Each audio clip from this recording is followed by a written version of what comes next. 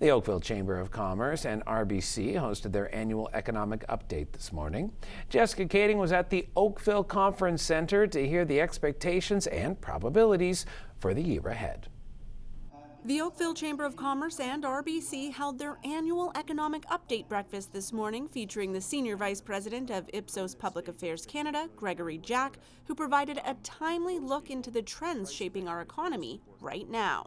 I think the main takeaway is that obviously we are going through a period of economic uncertainty. There's a lot of things happening in the world that are causing people to have worries about the future and worries about their own personal financial situation.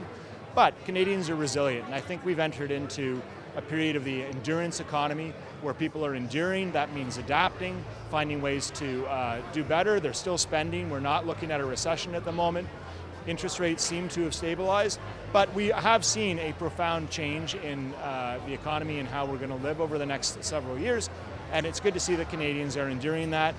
Businesses can help Canadians do that by meeting them where they are and offering alternatives that make things more affordable and give them ways to thrive in an economy that is very uncertain.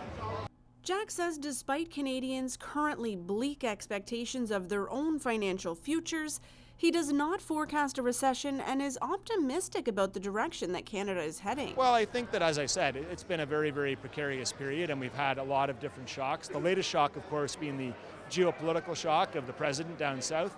And so it's not surprising to see some of these trends that we see going downward. We'll see whether or not they recover. But no matter what they do in the short term, we're thinking about the long term. And in the long term, I think that there is an expectation and an adaptation to the way things are today. Of all that was covered in the hour-long presentation, one thing stood out most to the Oakville Chamber's president and CEO, Franz Fournier. No recession. I think our perception of, what is happening in the economy and the reality of it, we need to catch up. I think people are in a recession state of mind, but if we switch that mindset cautiously, what the numbers tell us we are not.